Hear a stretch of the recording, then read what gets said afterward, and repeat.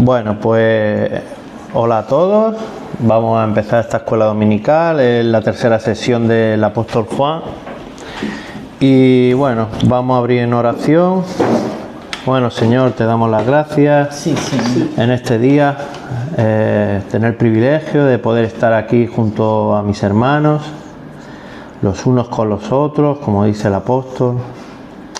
Y bueno, Señor, te queremos a ti poner delante de ti esta escuela para que podamos honrarte como tú solo te mereces, Señor.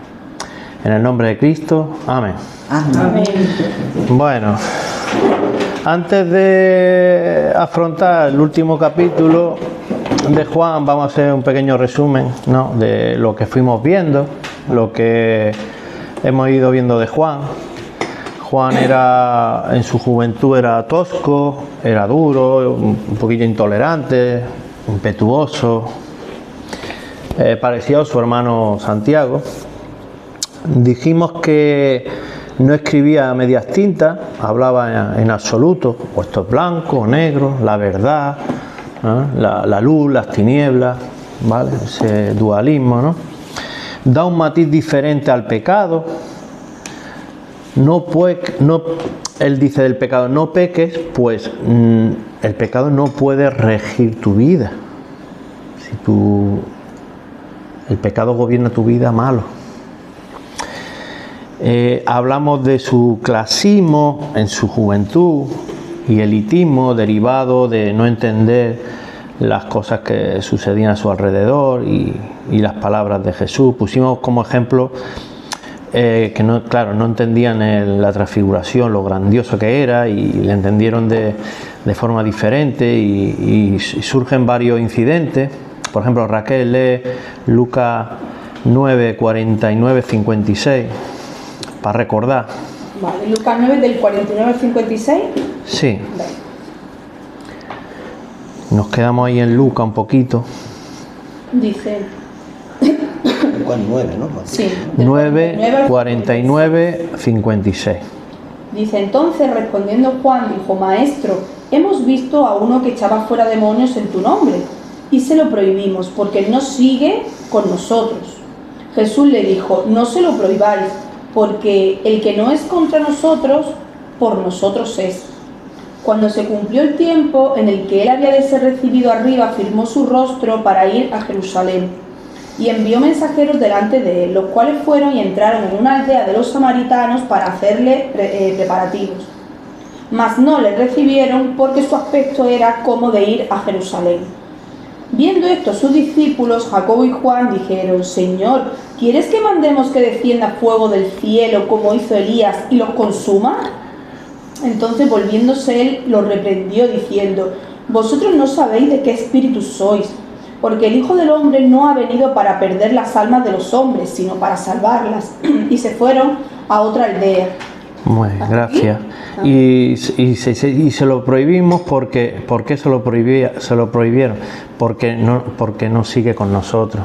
O sea que le dicen, no podéis decirle que haga milagros porque no es de nosotros, no es de nuestro grupito. Sí. Vale, y luego abajo dice, ¿quieres que mandemos fuego, no? Hablamos también del equilibrio entre la verdad y el amor, ¿vale?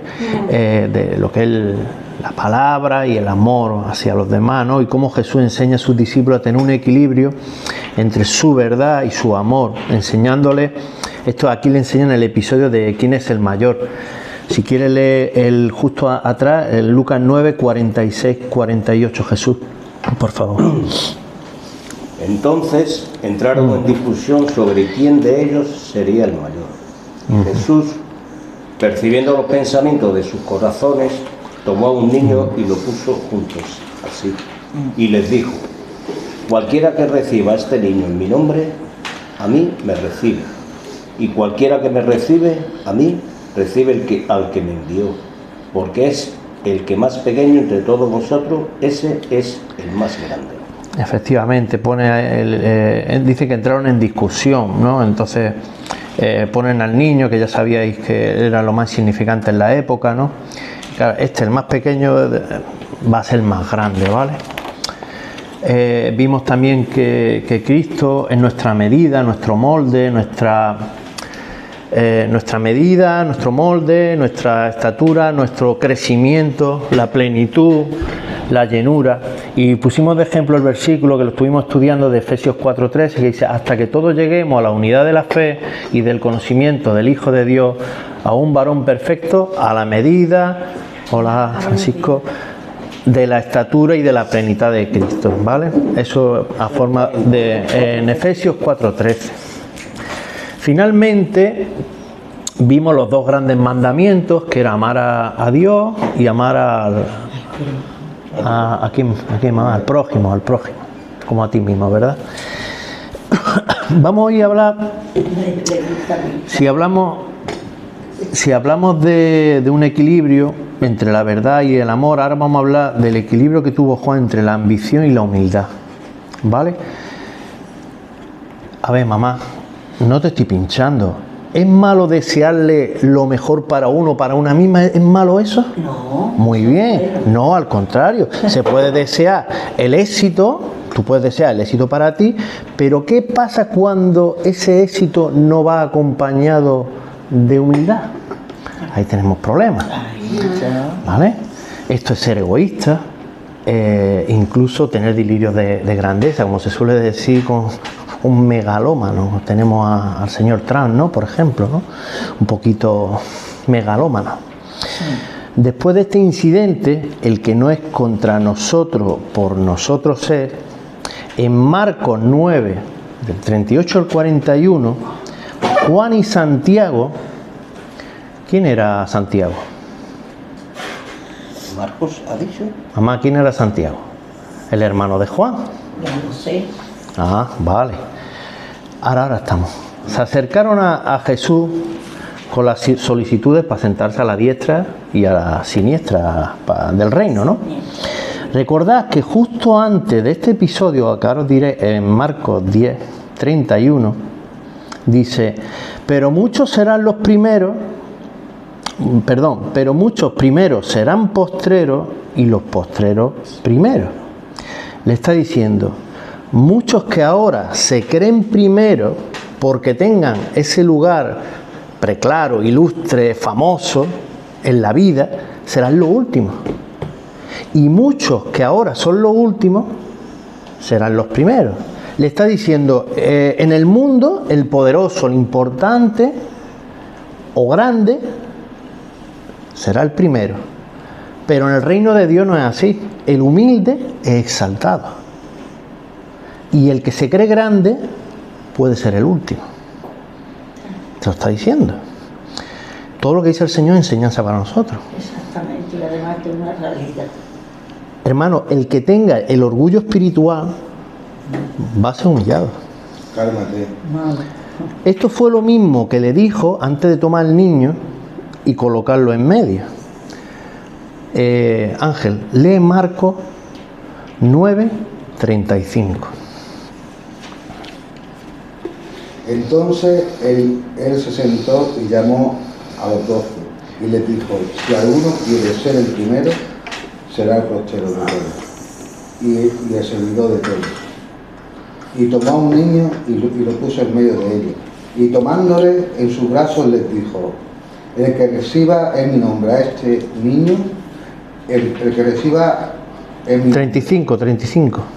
Pero ¿qué ha dicho? ¿Tú cuál has dicho? 13, 35, ¿no? Pero eso no me... 9, Marco, 35. Ah, 9:35. Tú has dicho Marco.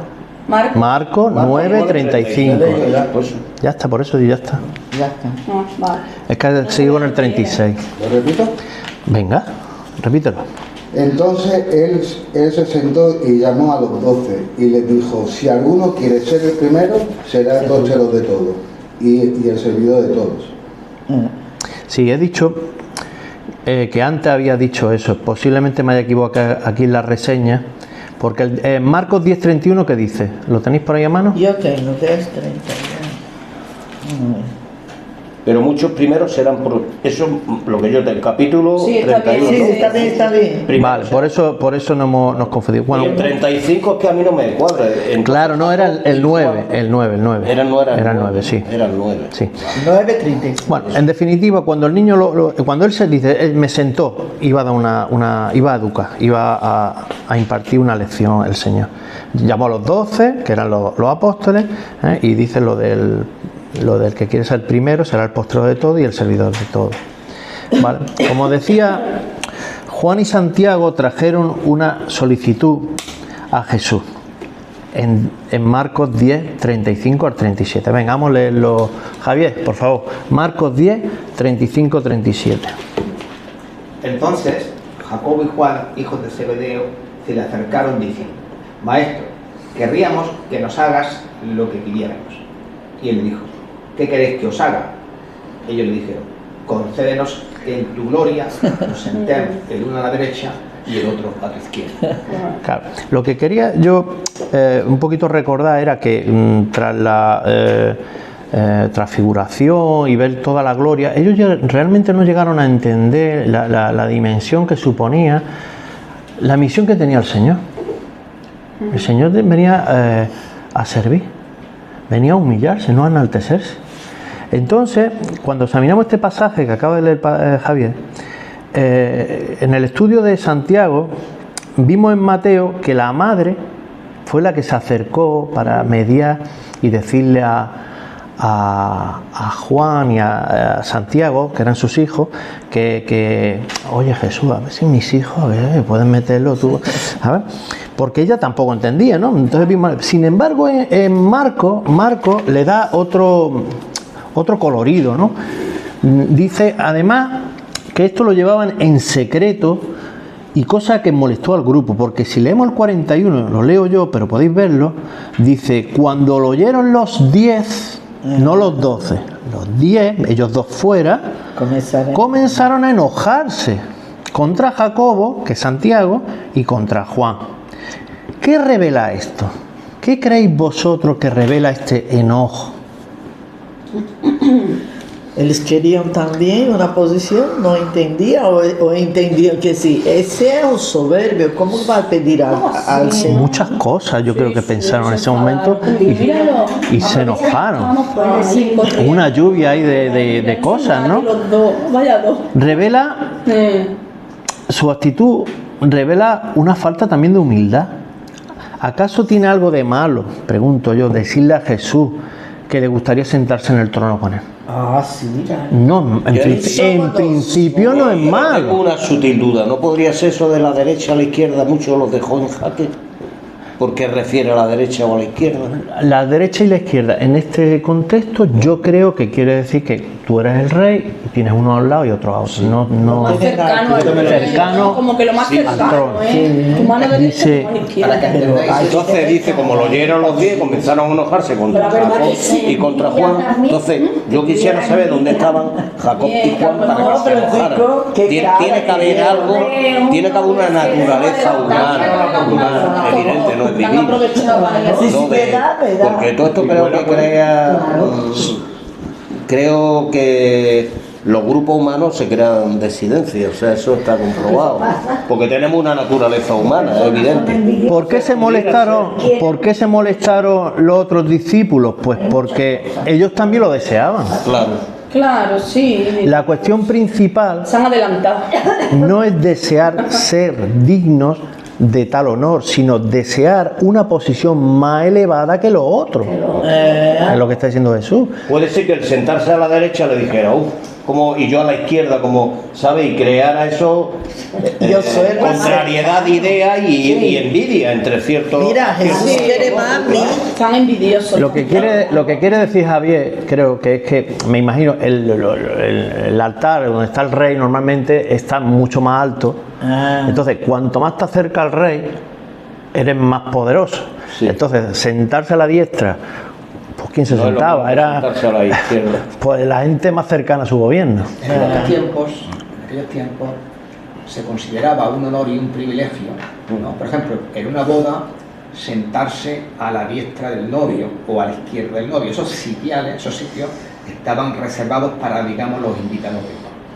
Entonces, el hecho de sentarse a la izquierda es darle un grado y darle un honor y un reconocimiento a esa persona. Bueno, escúchame, no vamos a adelantar, que tengo un poquito aquí, pero Javier ha dado en la tecla, ¿vale? La cuestión principal no es desear, bueno, vale, Jesús no paraba de decirle que la posición más elevada del reino estaba reservado a los humildes. Noten lo que dicen los versículos 42 y 45. Francisco, ¿los lees tú el 42 y el 45? Más Jesús. Marco 10, ¿no? Sí. Mas Jesús, llamándolos, les dijo: ¿sabéis que los que son tenidos por gobernantes de las naciones se enseñorean de ellas y sus grandes ejercen sobre ellas potestad? Pero no será así entre vosotros, sino que el que quiera ser grande entre vosotros será vuestro servidor. Y el que de vosotros quiera ser el primero será siervo de todos, porque el Hijo del Hombre no vino para ser servido, sino para servir y para dar su vida en rescate por muchos. Del 1 al 10, ¿cuánto de claro deja el Señor que hemos venido a servir? 10. Eso un cristiano lo tiene que tener bien claro, hermano, hermana. Nosotros venimos a servir, no tenemos que esperar que... Eso es servido. No tenemos que esperar que nos diga, oye, mira, quiero hacer esto por la iglesia o esto o lo otro por la iglesia. Sí, hay que servir. Y si el otro no lo hace, pues ese es su problema. Yo lo hago y ya está, y punto. ¿Por qué? Porque al final te contaminas tú mismo. Porque tú te crees que dices, hay que ver que yo vengo a todos los cultos, vengo a esto, vengo a lo otro, vengo a esto, me dedico a esto, me dedico a lo otro, y este no se necesita. Pues mira, sabrá su momento de madurez, sabrá muchos factores. Pero uno tiene que sentirse bien cuando sabe que lo que está... La IA. Sabiendo que uno sirva al Señor, porque es lo que realmente el Señor quería. Todo aquel o aquella que quiera prosperar en la vida debe primero ser humilde. Jesús fue la humildad perfecta, pues siendo quien era, llevó a cabo su ministerio, su servicio, sin estatus, sin poder, sin dominio. Ahí es donde Jesús coloca al niño en medio. ¿Acordáis que tantas veces hemos hablado y dice, el verdadero creyente debe ser como un niño? ¿Cómo? Como lo más insignificante de la sociedad, en humildad. Aún así, y aquí es donde viene el versículo, Raquel, lee Lucas 18, 14. Lucas 18, 14. Dice, os digo que éste descendió a su casa justificado antes que el otro, porque cualquiera que se enaltece será humillado, y el que se humilla será enaltecido. La parábola del fariseo. Otra vez, y ahora Raquel lee del 8 al 11 del mismo Lucas 14, el 8 al 11, que es la mención que hacía Javier. 14 del 8 al 11, ¿no? Sí, que está hablando de las bodas. Cuando fueres convidado por alguno a bodas, no te sientes en el primer lugar, no sea que otro más distinguido que tú esté convidado por él. Claro. Y viniendo el que te convidó a ti y a él te diga, da lugar a este, y entonces comiences con vergüenza a ocupar el último lugar.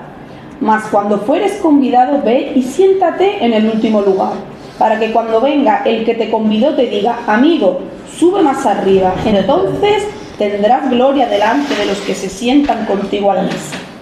Muy bien. Ahí está esta parábola de las bodas, que refleja perfectamente lo que ha mencionado antes Javier, ¿no? Que las bodas, pues nada, pues el más distinguido, tú coges, te sientas al lado del novio, y luego coges, llega el que verdaderamente está ahí y dice, quítate de ahí. Y te sientas en la segunda fila, y cuando llegas de la segunda dices, no, perdona, aquí es que voy yo. Y al final te quedas atrás y haciendo el ridículo. ¿No? Es continuo como el Señor manda a servir a aquellos que pretenden ser grandes en el reino de Dios. El mismo ejemplo de servicio en Juan 13, del 1 al 17, lo vemos cuando Jesús lava a sus discípulos los pies.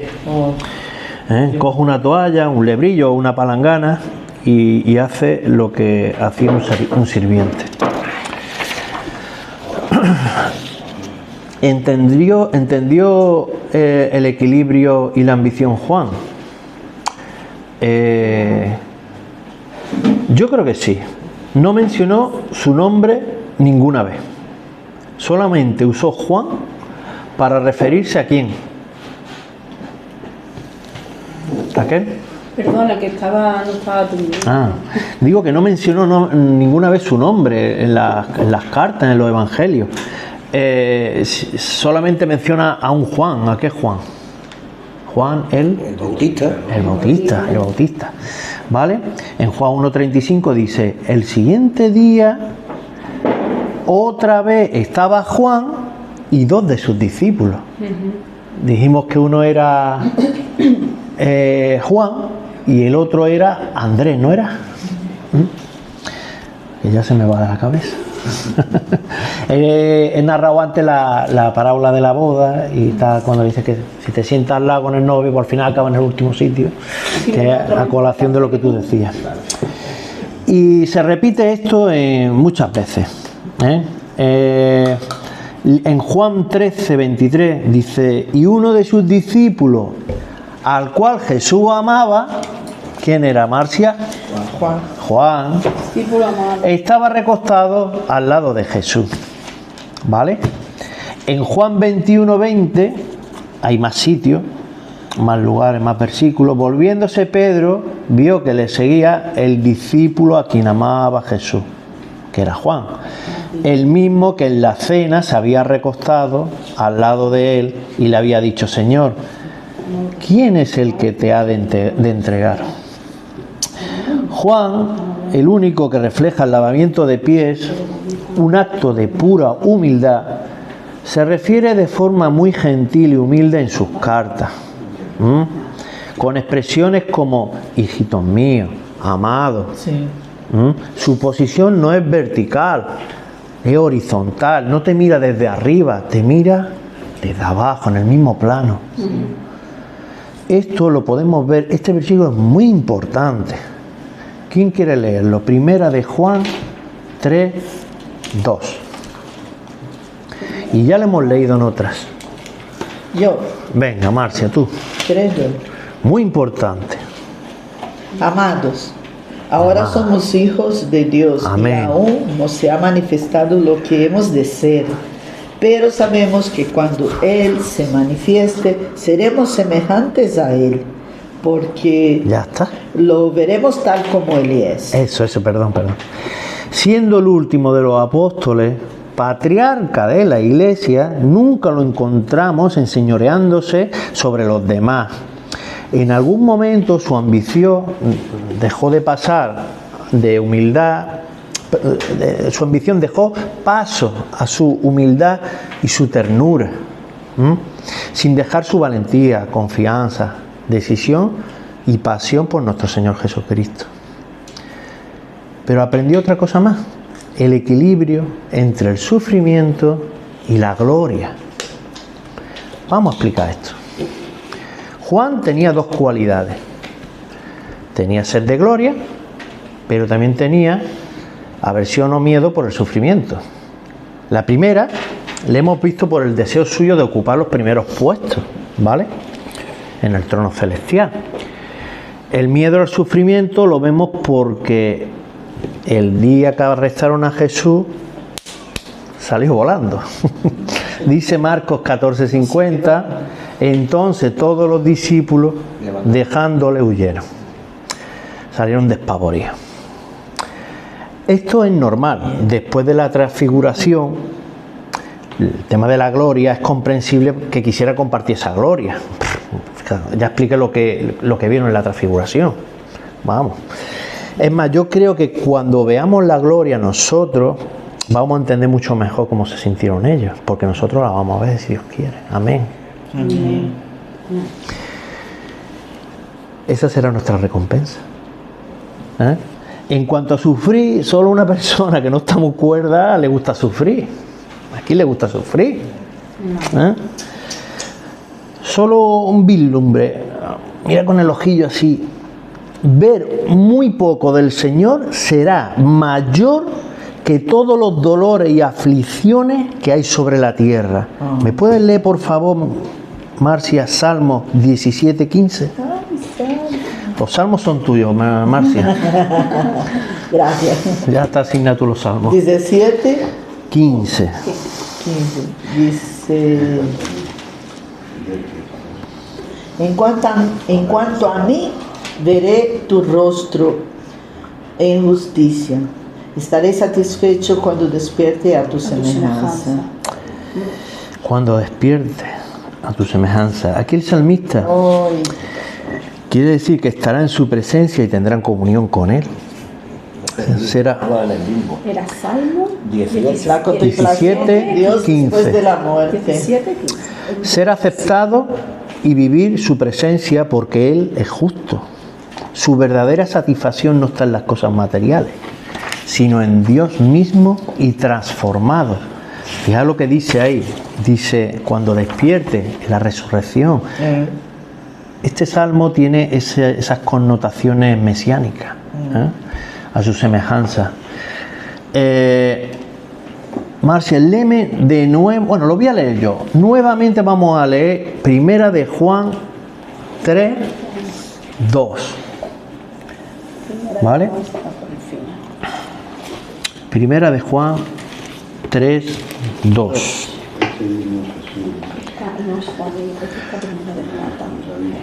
Amados, ¿no? Sí. Ahora somos hijos de Dios. Amén. Aún no se ha manifestado lo que hemos de ser, pero sabemos que cuando Él se manifieste, Cuando Jesús venga. cuando nosotros entremos en la resurrección, porque cuando nosotros resucitemos es cuando Él viene. ¿Vale? Y los que estuvieran vivos se van a transformar. Eso sí, pero los muertos resucitaremos. Sí. ¿Vale? Seremos semejantes a Él, un cuerpo glorificado, porque le veremos tal como es, en su gloria grande y con poder, ¿no? La participación Raquel, la participación en la gloria de Cristo es algo común para cada hijo e hija de Dios. Pero para participar de esa gloria debemos estar dispuestos a compartir estos sufrimientos.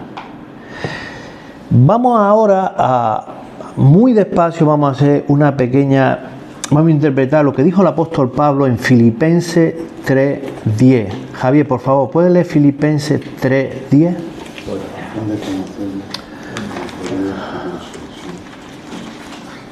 Colosenses, Filipenses, 3:10. A fin de conocerle y el poder de su resurrección 3:10, y la Filipenses. participación de sus padecimientos, llegando a ser semejante a él en su muerte.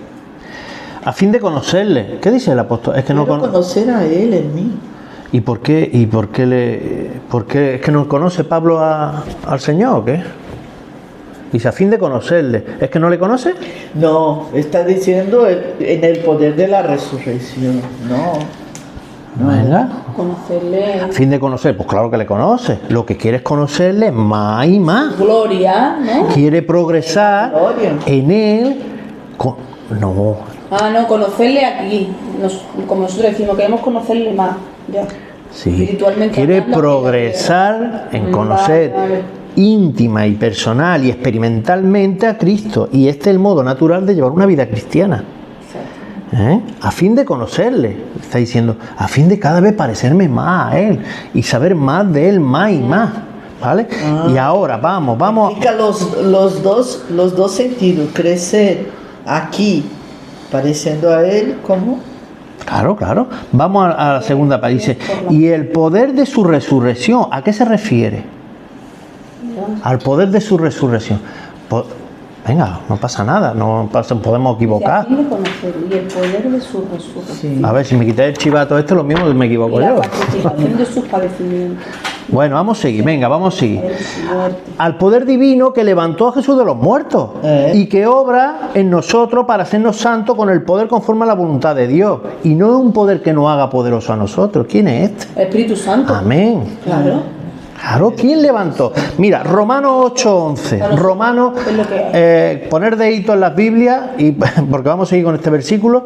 Y vamos a Romanos 8, os lo digo yo. Y si el Espíritu de aquel que levantó de los muertos a Jesús, mora en nosotros. ¿De quién está hablando? Espíritu Santo. El Espíritu Santo. Ese. El que levantó de los muertos a Cristo Jesús, vivificará también, ¿dónde? En nuestros cuerpos mortales por su Espíritu que mora en nosotros. Que mora en vosotros, está diciendo Pablo a la iglesia. Entonces, ¿quién levantó al Señor? El Espíritu Santo. ¿Vale? Se recibe, nosotros los creyentes, una vida espiritual nueva, una relación viva y un poder de transformación, que el poder de transformación es lo que nos hace ser quien somos. Porque ¿quién era antes fulano, Francisco, Ángel? ¿Quién era antes y quién es después en su nuevo nacimiento? ¿Quién era Jesús? Somos nueva criatura, un nuevo ser. Un ser preparado para vencer las cadenas del pecado. Que nos tiene a toda la humanidad, pues, permitidme la palabra, majareta perdida. Frío. Y dice el Filipenses 3:10, dice, a fin de conocerles del poder de la resurrección, y dice, y la participación de sus padecimientos. Estamos hablando del sufrimiento. Por eso este versículo lo hemos traído. Participando de su sufrimiento. ¿Acaso nos quiere decir Pablo que podemos padecer como el Señor para experimentar su sufrimiento? O sea, no exactamente. No exactamente, pero sí.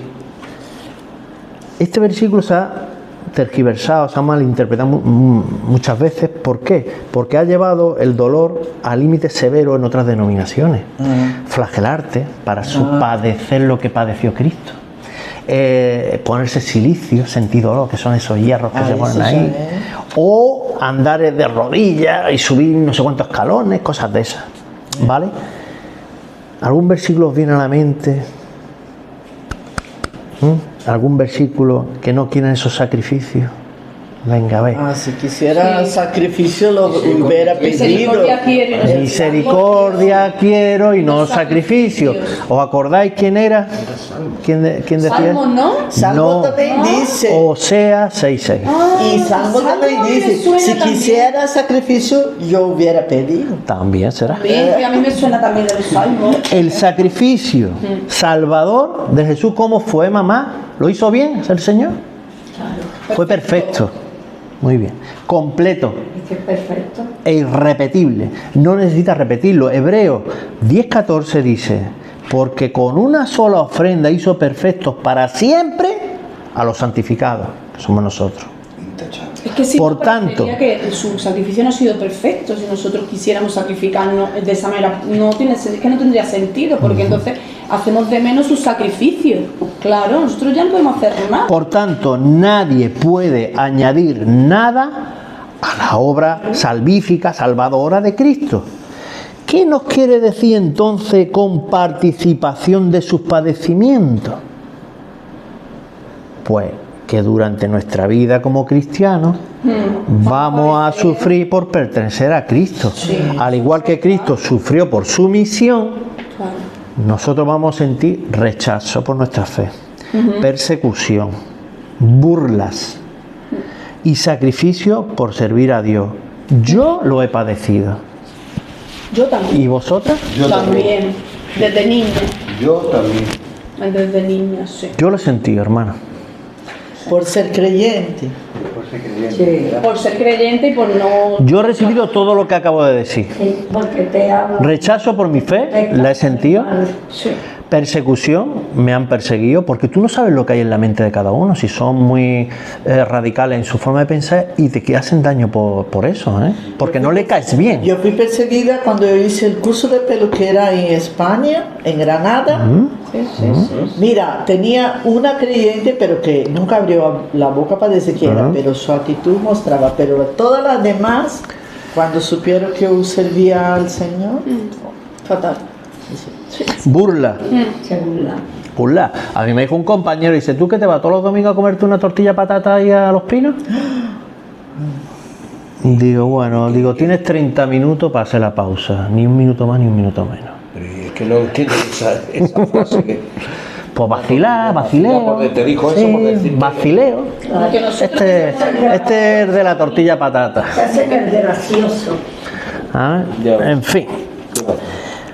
Y por último, llegando a ser semejante a él en su muerte, Pablo se refiere a morir en el pecado, dejar atrás su antigua vida, vivir una vida nueva.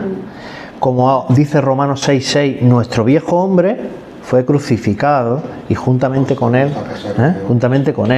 el precio de la gloria que hablamos antes, el sufrimiento en este sentido. Ángel, ¿me puedes leer Romanos 8:17?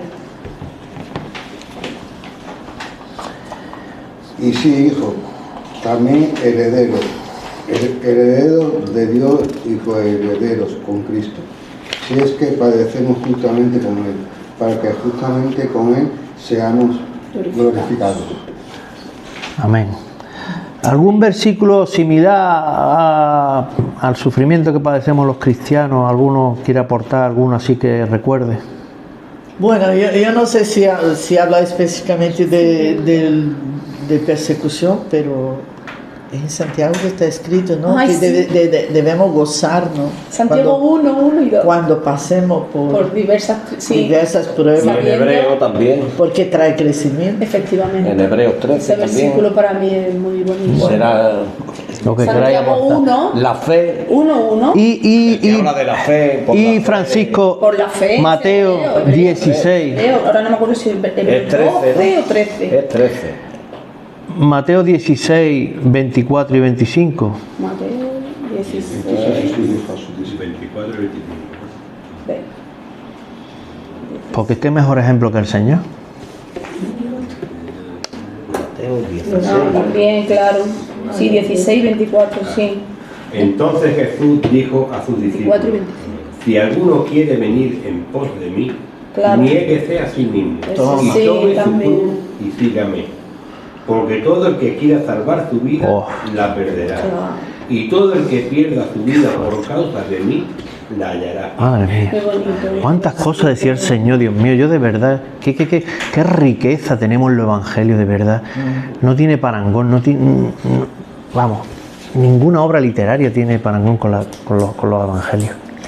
Todos querían asiento en primera fila, pero esto tenía un precio, ser humilde y padecer. De ahí que dijese a Juan y a Santiago en 10:38, en Marcos 10:38, ya lo leo yo. No sabéis lo que pedís. ¿Pedís beber del vaso que yo bebo, ser bautizado con el bautismo que yo soy bautizado? ¿Os acordáis de este versículo que lo hablé? Claro. Que estaba hablando de, ¿queréis beber este vaso? ¿Queréis padecer lo que yo he padecido en la cruz? Que él ya sabía lo que iba a pasar. Claro. Y vosotros ¿Qué queréis... idea tenía? El sufrimiento más expresivo lo tenemos en capítulo en el 11 de Hebreos, donde aparece la fe y por la fe lo que el hombre hizo. De momento Abraham ofreció a su hijo, pasaron el Mar Rojo, habla de la ramera, fueron conquistados, hicieron justicia, apagaron fuego impetuoso, recibieron a sus muertos, experimentaron vituperio y azote, fueron apedreados, aserrados, ¿no? Quiero decir que eso es, aguantar eso es sinónimo de si tengo fe y tengo creído fuerza. en Jesucristo. ¿Cómo no va a creer en Jesucristo el que no haga eso? A veces cuando hacemos memoria atrás nos damos cuenta de todo lo que estamos padeciendo por ser cristianos. Ya ves. A esos pobres hombres que han estado en los coliseos romanos, También. a todos los cristianos, Todos los perseguidos, martirios, sí. perseguidos. Ese martirio. Eso fue Los horrible. mártires de la fe. Los mártires de la fe, Sí. es que hay mayor patrimonio que alguien tenga fe y que sea creyente que eso. No, evidentemente no. Cuando tú ves que tu vida está en juego. Y este Juan y Santiago, ¿qué contestaron cuando le dijeron, ¿acaso podéis beber del vaso que yo bebo? O del bautismo que a mí me van a... El bautismo con el que yo soy bautizado. ¿Qué contestaron? Sí. Dice, Sí. Podemos. Eran comunistas. Podemos. No tenían ni idea, ¿verdad? No sabía qué tal. Dijeron cuando lo apresaron. Tú lo primero Menos mal que el líder de Podemos no conoce esa forma. Definitivamente sí oyeron, pero volvieron finalmente para sufrir voluntariamente por el nombre de Cristo. Eso es una de las cosas más maravillosas, que cómo salieron despavoridos y luego cómo dieron la vida. Y cómo dieron su vida. Algo pasó ahí, ¿eh? Claro. Todos sufrieron martirio menos Juan. Claro que sí. Después del arresto de Jesús, Pedro y Juan le siguieron a la casa del sumo sacerdote. Lo voy a leer yo en Juan 18:15. Y seguían a Jesús, Simón Pedro y otro discípulo. Nunca se ponía él. Y este discípulo era conocido por el sumo sacerdote. Os dije que Juan era hijo de Zebedeo. Y Zebedeo tendría que ser alguien importante en la ciudad, porque conocía al sumo sacerdote. Porque si no, dice, y entró con Jesús al patio del sumo sacerdote. Si no tenía, no era una persona importante, no podía haber entrado allí a donde el Sanedrín. Eso está clarísimo, ¿vale? Seguramente Juan vio cómo ataban y golpeaban a Jesús allí en el patio. También, que sepamos, es el único discípulo que vio a Jesús crucificado cara a cara. ¿Alguien quiere leer Juan 19:26? Cuando vio Jesús a su madre y al discípulo a quien él amaba, que estaba presente, dijo a su madre: Mujer, he ahí tu hijo. Probablemente vio cómo lo clavaban al madero, y también cuando fue atravesado por la lanza en el costado de su Señor. Quizá pensaba en sus palabras de: podéis beber del vaso que yo bebo o ser bautizados con el bautismo con que yo soy bautizado. Otro momento especialmente doloroso de Juan fue la muerte de su hermano Santiago, quien murió, como venía en el libro de Hechos, a espada, como mártir de la iglesia. Fue el primer mártir, siendo el primero de los apóstoles en sufrir el martirio, como estaba diciendo. Uno a uno fueron muriendo todos los apóstoles, lo que sin duda debió aumentar su angustia y su dolor, y pensándolo, hasta que finalmente quedó solo. En aquellos años, el emperador Domiciano, que era el hermano de Tito fue el que destruyó Jerusalén en el 60 y tanto, y emprendió una fuerte persecución contra los cristianos. Juan fue llevado a una comunidad carcelaria que estaba en la isla de Patmos, en una islita que está en Grecia. Está justo enfrente de Éfeso, más o menos. Y ahí recibió visiones y escribió el Apocalipsis.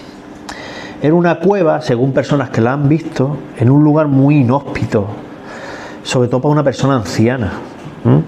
Sin las personas que amaba, tratado como a un preso, con crueldad, y seguramente durmiendo sobre piedras. Pero él supo soportar ese sufrimiento, porque ¿cuántas referencias habéis visto en sus cartas de este padecimiento? Más bien se refiere como hermano, con amor. Raquel, léeme Apocalipsis 1, versículo 9.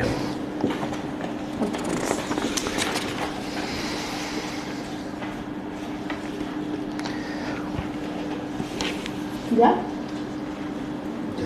Dice: yo, Juan, vuestro hermano y copartícipe en la tribulación, en el reino y en la paciencia de Jesucristo, estaba en la isla llamada Patmos por causa de la palabra de Dios y el testimonio de Jesucristo. Vale. ¿Sí, no? Pues ya veis ahí las referencias que he hecho. En la tribulación, dice: copartícipe vuestro en la tribulación. Está hablando del martirio y de la persecución que había de la iglesia en el reino, y dice que por causa de la palabra y de dar testimonio de Jesús. En la isla de Patmos, ¿no? Dice. Sí. En la isla de Patmos, ¿vale? Ahí queda reflejado que él estaba allí.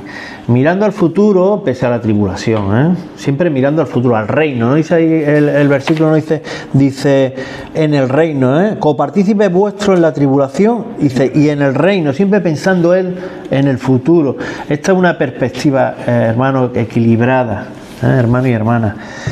Jesús en la cruz le dice, en Juan 19:27, después dijo al discípulo: he ahí tu madre. y desde aquella hora el discípulo la recibió en su casa. En Juan 19:27, lo vuelvo a leer, dice, después dijo al discípulo, ¿al discípulo quién es? A Juan. He ahí tu madre, le está diciendo Jesús, en la gloria de tu madre, y desde aquella hora el discípulo la recibió en su casa. Aunque Jesús estaba cargando el pecado del mundo, todavía se preocupaba por su madre. Sí.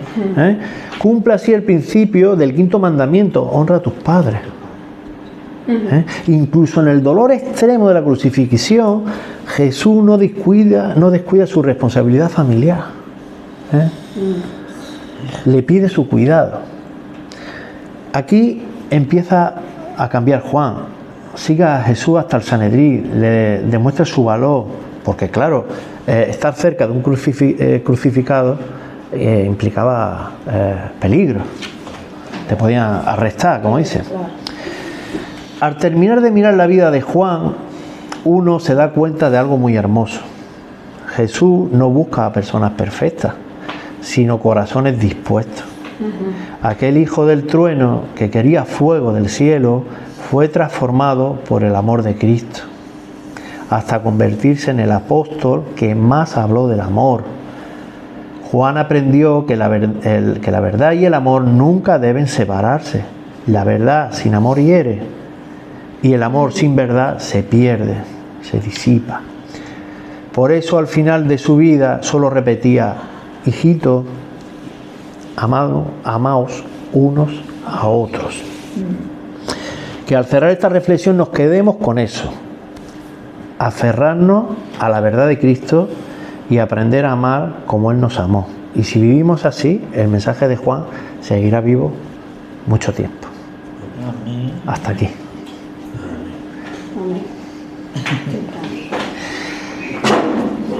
Bueno, yo quería...